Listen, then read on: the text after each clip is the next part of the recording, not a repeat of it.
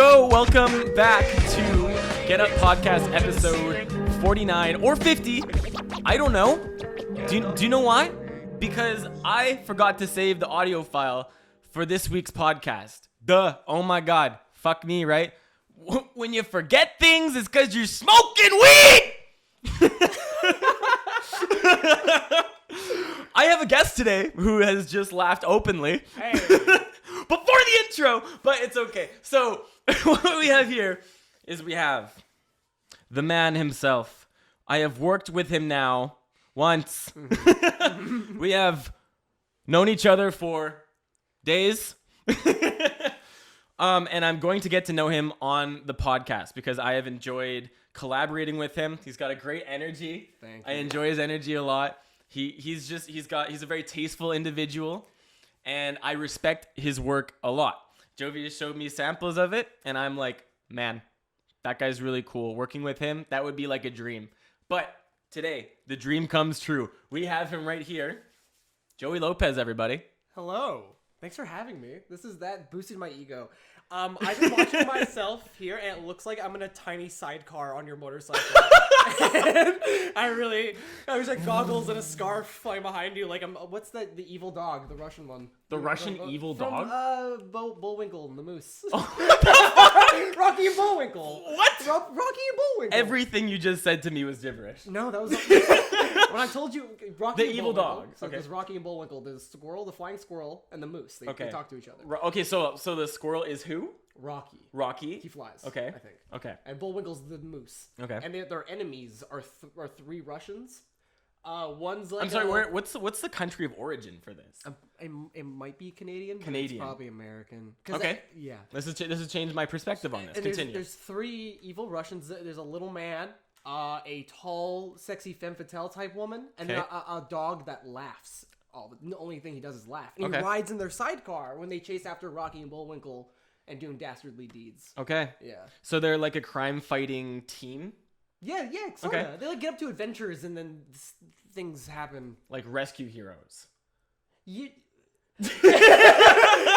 Yeah, but none of them are cops or firefighters. It's a squirrel and a moose. So not actually like rescue heroes at all. No, but what it is a TV show much like Rescue Heroes. So it follows a similar format and structure. What channel was this on? Was this on like a children's network, or was this for Yeah, adults? It was like a children's show because it was on. It was Hanna-Barbera type shit. So it was like on a channel that you normally wouldn't go to. Yeah. And it was it was like for kids from like the 60s and 70s. And they made a live action movie of it like 10 years ago. What the shit? There's a lot They just of decided to Rocky bring it back. It's like, hey, all you old people. Yeah. Do you remember this? And Yeah. they're like, I remember this. I think what happened was that everyone saw how great Looney Tunes Back in Action did with Brendan Fraser. Everyone, that's Steve. Everybody who was in it, Steve was in it, Martin. And it did great, right? It was like a biggest movie of that year. So they did the exact same thing with Rocky and Bullwinkle, and nobody saw it. Kind of makes sense. Yeah, because who the fuck? But it could be good. It could be good. It could be. I don't know. I watched it. I don't remember it. It was a long time ago. Yeah. So recently, what you did watch was the Snyder Cut. I did. Right? So Yes. this is something that has recently come out. There has been a lot of press about this. I've been very curious as to like how this could potentially differ from its original version. Yeah. And now I have someone who has finally seen it because I don't know if I want to put in 4 hours of my time to do that. I did it for you. I did it for. You did it for a lot of us I right did now. it for the good of man. For the people. This is for the people. Well, you want to know how it differs from the original. I wish I could tell you because I did not watch the original. I've read everything about it. I know enough about it. So get this. I've watched the original and I probably remember less of it than you actually do from not watching it. It was so forgettable. I didn't see it. I didn't see it at all. Batman vs Superman burned me, and I can never go back to anything. So I wasn't even willing to go in with those. I wasn't even willing to go in. Right, and so I sat down and I watched 4 hours of it. 3 hours in, I forgot everything that happened before. To be fair, if I watched The Irishman, yeah, if you asked me what happened 20 minutes in, couldn't tell you. Couldn't tell you. But what I could tell you is I kept watching. Yeah, see, that's the thing with this. Yeah. I kept watching. I kept watching the whole time. And it was stupid. Mm-hmm. It was a stupid movie. Mm-hmm. Well, it's not a good movie. In all honesty, though, like superhero movies can get pretty stupid if you if you put them like in a nutshell format. Like, Iron Man dies, and then the guy gets the thing and does the thing. It's like, but I think you can sum up any story to be like dumb, you know? It's like okay, what's something super interesting that's happened recently in the world? In the world, there was that video of the aerobics dancer in Malaysia dancing while the coup was happening behind her. That was really cool. So how to put that in a nutshell? Okay, basically some lady was like dancing while Jeeps were behind her. Yeah, that sounds fucking stupid. But that's that kind of thing. It's like remedial English explanation. So Snyder Cut. Yeah. What do you remember? Batman says fuck. Whoa. Cyborg says fuck. I'm sorry, what the fuck? Batman says fuck to Joker. Wow. Batman says to Joker. he takes Joker, looks in the eye, he's like, fuck you. Yeah, no, dude, what he said, they have this long conversation where Joker's talking about killing Robin and being like, hey, why did you let a young boy come to me? And Batman says, when I was holding Harley Quinn in my arms, the last thing she said to me was, I need to fucking kill you. Oh my god. And Joker just goes, and it's the dumbest. So it's a bunch of dream scenarios. It sounds. It's a fever dream. It's It's a fever dream of like nerd like not only paradise. Is that a scene that happens? It's a scene that doesn't hold any. It's not a part of the movie. It's a dream sequence that is part of a future that happened in someone else's dream sequence. That happens at the end of an epilogue that lasts 45 minutes. So they can do anything. They basically set the scenario for them to do anything that they want. So it's set up in chapters, like 6 parts. And they all have their little names, and sometimes the character will say the name of that chapter. It's fun. Chapter 1. Batman kicks Joker's ass. Yeah, it's cool because it's Zack Snyder and it's like written in graffiti. By the way, fuck you, society. Dude. Yeah. That society line that they advertise with the Joker, they're like, hey, Joker's in this. He says, we live in a society. And then is not even in the movie. So what the fuck? They just had that for the trailer and then they just don't put that in? Zack Snyder reported like really excitedly that I was like, oh yeah, Jared Leto, he ad-libbed that. He improv that. Yeah, I did read that. There's all this hype right now, and then so the payoff was nothing. Yeah, payoff was absolutely nothing. But the funny thing is that I think really hard about how Jared Leto thinks a lot. Yeah. Because he's such a weird guy. He's a very strange guy. He has like a cult. He has like a church and things. He's very full of himself. Thinks he's really, really cool. He wore like a bulletproof vest in a music video, so he thinks he's like really sick. Yeah, he thinks he's bulletproof. He thinks he's bulletproof. Yo, okay. So, speaking of bulletproof vests, I remember when Golf Wang came out with the bulletproof vest. I think someone had to stop me from getting that.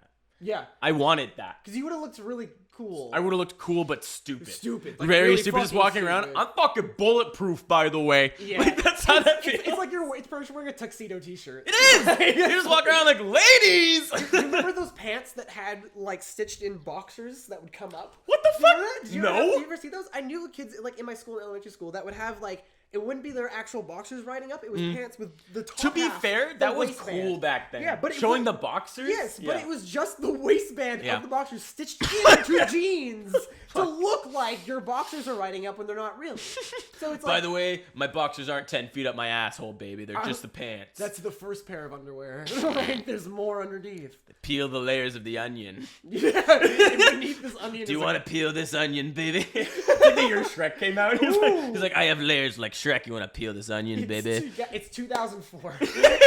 These pants. Let's go into 2004. Let's go into fucking. I need water. These pants are selling just as fast as tickets of Shrek are.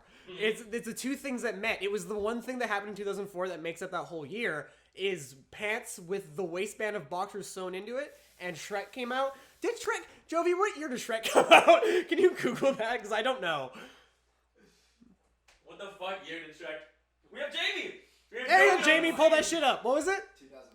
2001. 2001, same year as 9/11. You want some water? Yeah, sure, please.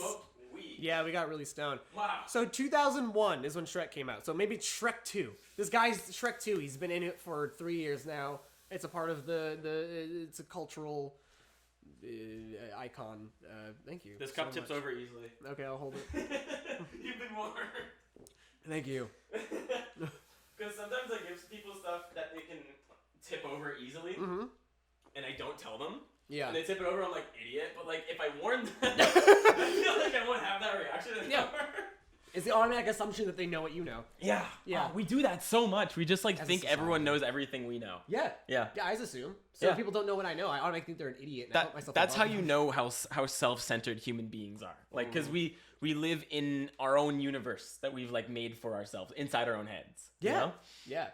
We are so like we see the world, and that is our understanding. It's like we're radiating our understanding onto everything.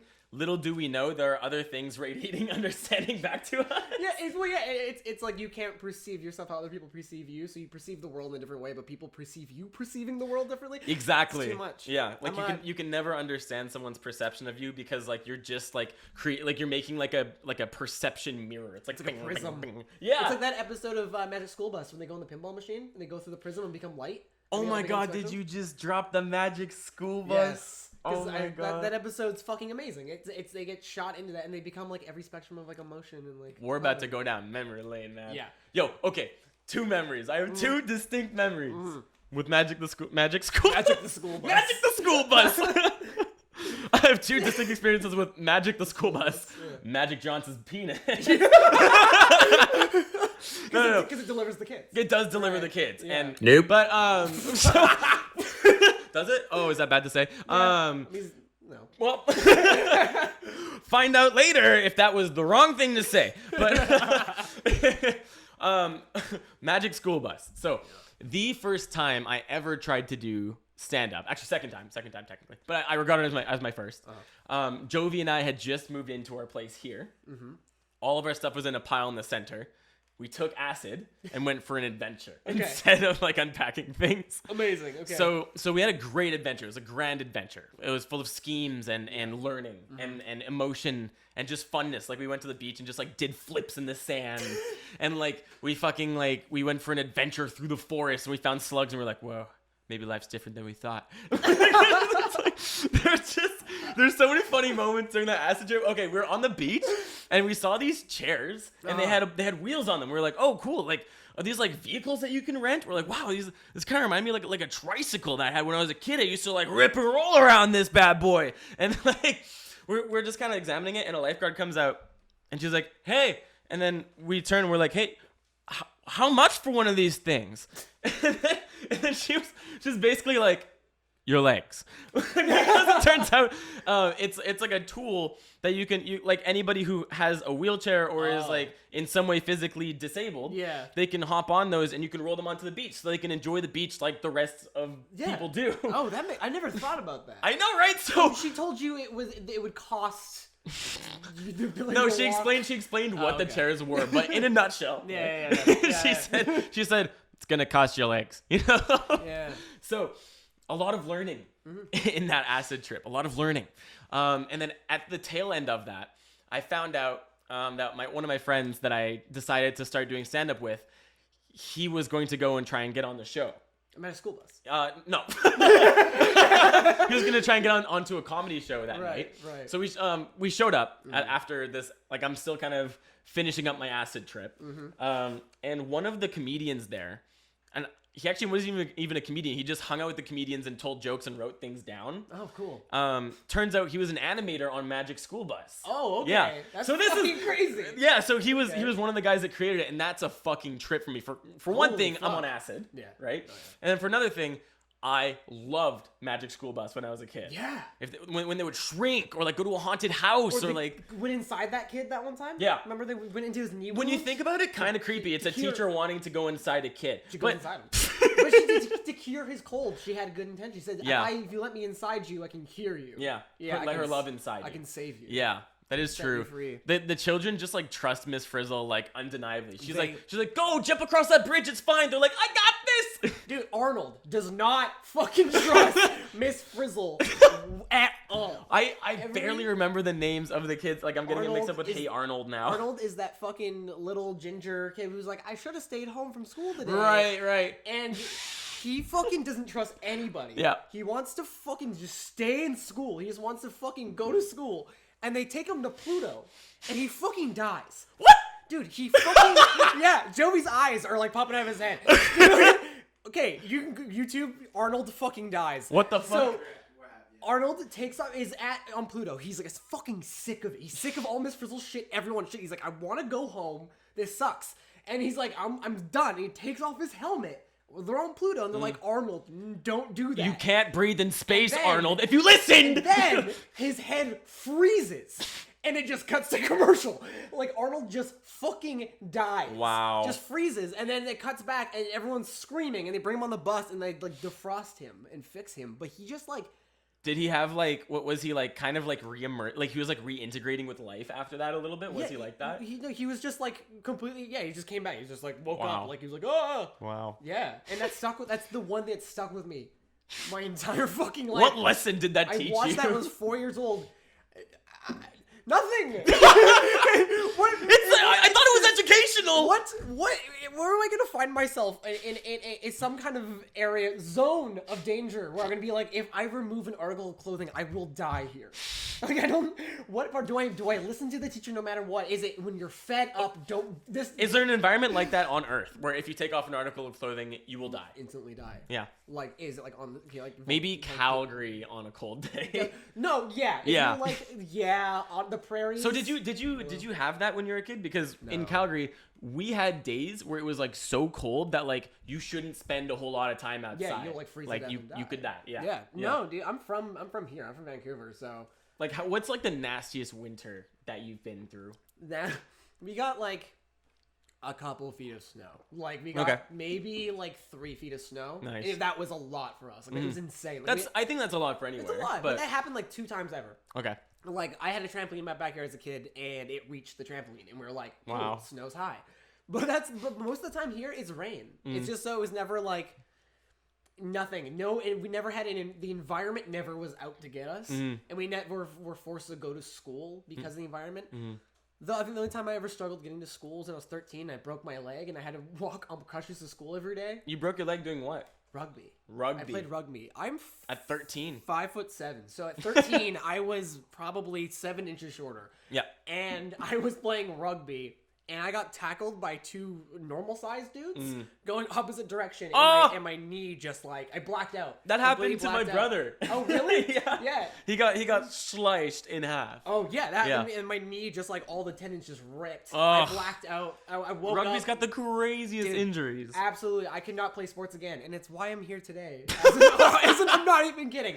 As an artist, and I will never enjoy life like I did before. No, I can no longer skateboard. I can't do this. Yeah, dude. You can't even skateboard. My knee. I couldn't bend my leg all the way for like 6 years. Oh. Yeah, so I just started writing and making films. Wow. Because I was high on painkillers and I made that decision. I was like, really? I'm gonna just do this. I'm gonna write. I'm gonna write now. I'm gonna make art. Wow. Just because I got high for the first time.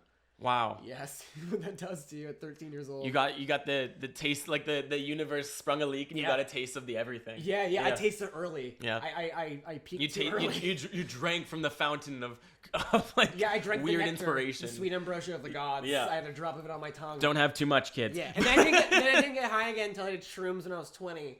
And then really was like, I'm gonna pursue this. Yeah. Because I did like first time I did shrooms. So do you feel like drugs have opened you up to creativity? Yeah. It's not like something I'm like, oh, I need to take this to be creative. Yeah. It's just like I did them, and because it was such a brand new experience that it made me more creative because it inspired me to create things. And like you understood that there was more experiences than your own. Yeah. Oh, completely. Like I haven't like had a psychedelic trip in quite some time, but like 2 years ago when I did, I took something called MDA. MDA, so that's like MDMA minus the M. Yeah. Yeah.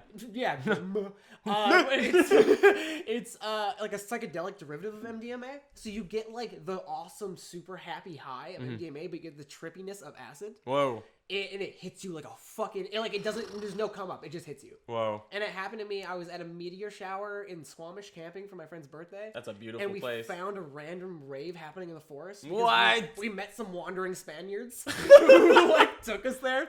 And it was all these lights. And I was standing in the middle of it. And I was having a conversation with my friend. And halfway through it, it just suddenly hit me. Whoa. And I had to stop him because I was like, hey, man, this is a great conversation. But I'm higher than I've ever been in my life. And I need to take a moment. may need medical help. The whole sky looked like circuits, like motherboard circuitry, like the inside of a computer.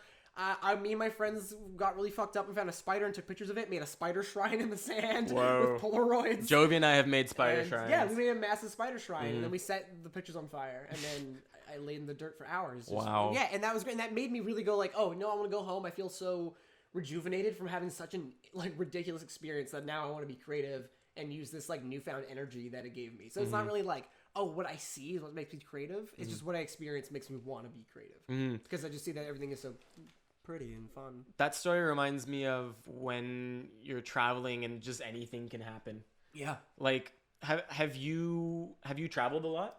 Not much until recently. Like actually literally right before the pandemic happened, it was like the most traveling I ever did. Okay. Traveled for a month across the U.S. So where did you go? Yeah, everywhere we went. It was like Seattle, Portland, LA, Phoenix. We went to Nashville, New York. Whoa, big cut. New York. Yeah, we went up. Dude, that was a big one. I can't remember. Oh, yeah, Philadelphia. We went to I'm trying to remember. Did you go to Florida? No, we didn't go to Florida. We did not go. We didn't go close to Florida. It's not an essential experience. We did like a circle. We did like a circle around the U.S. So that was and it was exciting because you never knew because it was like every day we were in a different city. Like the most. So like you did a U. Yeah. In 2017, I went. Oh, it was a zigzag. Yeah, I did a zigzag. So. I judged the parkour competition in Flint, Michigan. Cool. And then I hitched a ride with one of the other judges to Denver. Yeah. And I went through like Kansas and stuff. Stopped in Chicago. And then from Denver, I met up with another couple guys. They were on tour, and I toured with them all the way to New Jersey. Sick. Yeah. Philadelphia. To Philadelphia. Oh, yeah. Philadelphia. And we went to New York, flew back to England. Oh, okay. Yeah. Holy shit. Yeah. That's crazy. That was a fucking crazy travel route. So sick. I thought that I was going to be traveling for 5 days. I ended up traveling for like 4 to 5 weeks. That's fucking awesome. Ended up in England. How'd that feel? It What was did that do to you? changed me as a person. Yeah. It was a formative experience. Yeah. It was like it was at such an interesting point in my life because I had just achieved a big time parkour goal for myself. Okay, cool. And so I was wondering like what was next for myself. And then I ended up touring with this team that I looked up to an equal amount to the other team that I worked with. Cool. And I ended up just like I felt like I had I don't know, we just clicked immediately. And I had been watching their YouTube videos for so long. I just kind of blended in with the jokes and stuff. Yeah. And like that just made me realize all of the hard work that you put into something, including like networking and doing all that. It gets you places. Yeah. Like it gave me a very real example that like hard work pays off. Totally. Sooner or later, that shit's gonna pay off. Dude, in crazy ways. Hard work always trumps talent, in my opinion. I've seen that happen countless times. Like what is talent to you? Like what does that mean? I think talent is like having a natural ability to be good at something. It's like you kind of someone who can just like pick like a genetic advantage or something like that. Something like that, or just something in you. You're just like naturally inclined part of your to spirit. it. Yeah, something like that. Like people who just pick up a guitar and just by listening to other songs can learn. Yeah. Just because they have just the right kind of hearing or they have the right kind of pitch that they're able just to figure that out. And that's natural talent. But I think it also goes on to like execution. Yeah. So I feel like talent is like I like creativity plus hard work plus execution kind of equals talent. So I think hard work goes into talent. Yeah. Because I think it takes, because that's dedication too, right? And I feel like you need a lot of dedication, but you're a hard worker. And I feel like that to be talented, you have to have all those things. So what are you dedicated to currently?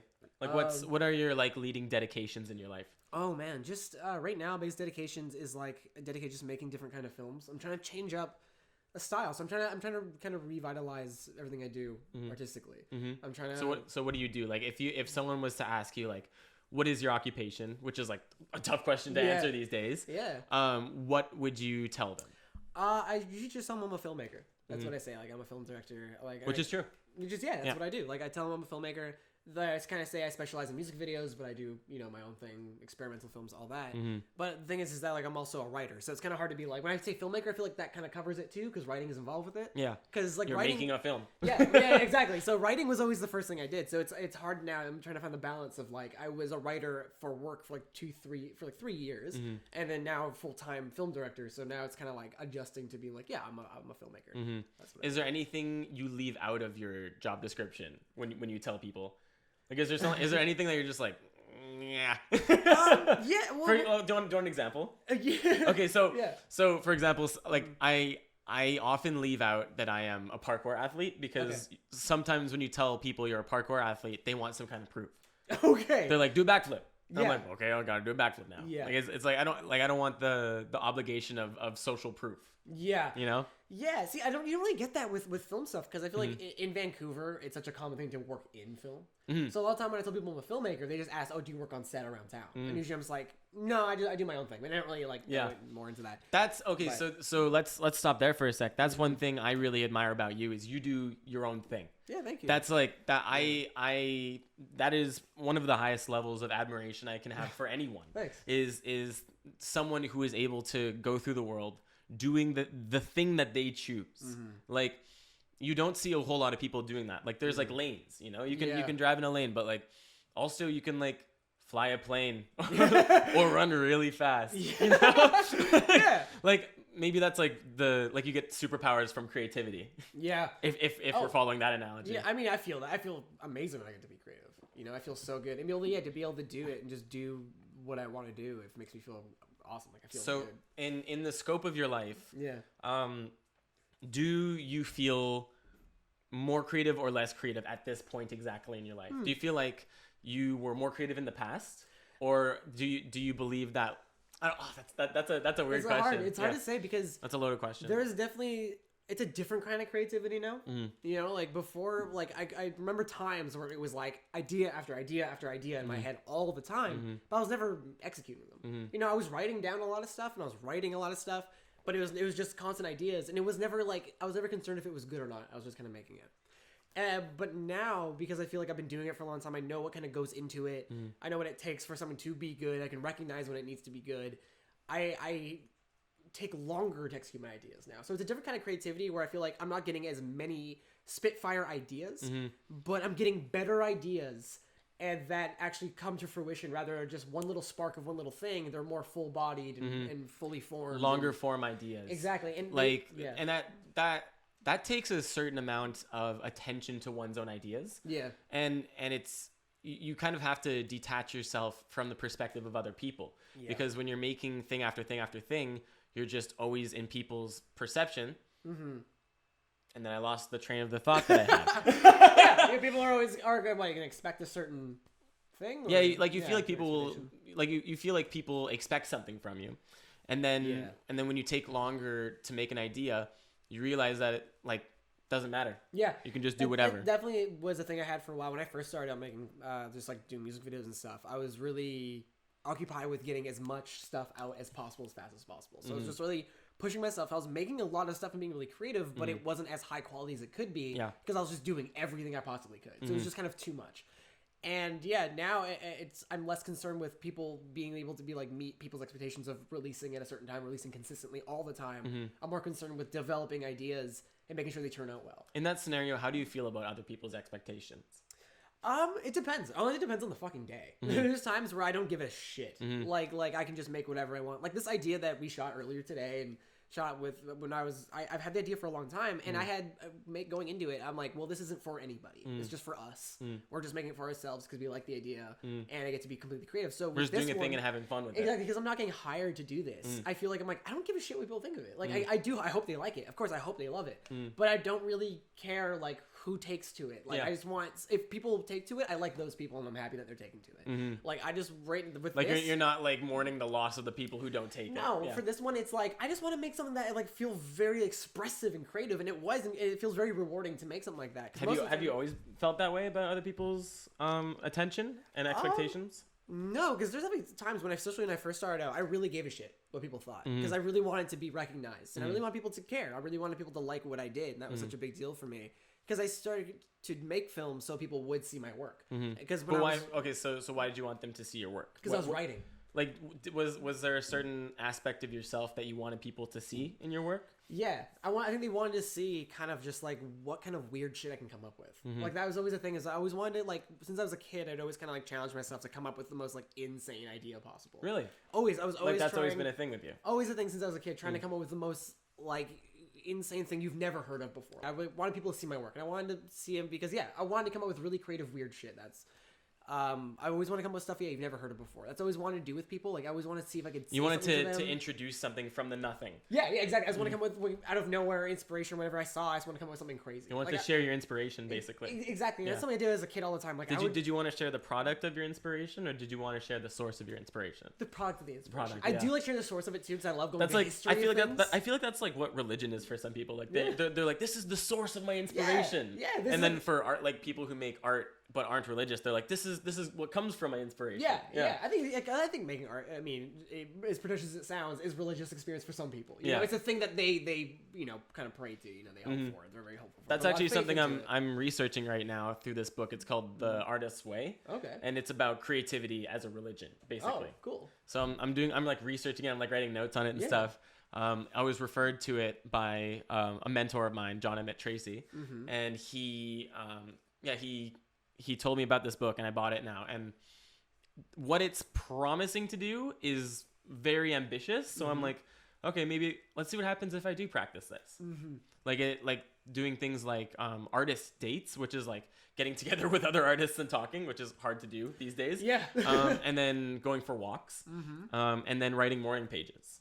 Okay. Yeah, like just like spewing words onto a page in the morning first thing. Doesn't matter what you write. Yeah. Be cool, be whatever, be vile, be positive, be negative, it doesn't matter. Just write it. Yeah, I've heard that from a lot of places, that writing, like, first thing you do in the day, write like 3 pages at least. Yeah. Of just like whatever. Doesn't matter what it is. Yeah. Just write whatever. Yeah. That's something I'm breaking into right now. So that is an interest we share. Maybe we'll talk about that next episode. Yeah, definitely. Creativity as a religion. Okay. Yeah. Do you have anything coming up that you want to promote to the viewers? Ooh, I mean the video we just shot. Okay. It's called I Think I'm Gonna Puke. Okay. I literally have no other way to promote it because I don't want to give anything away. But I'm in it.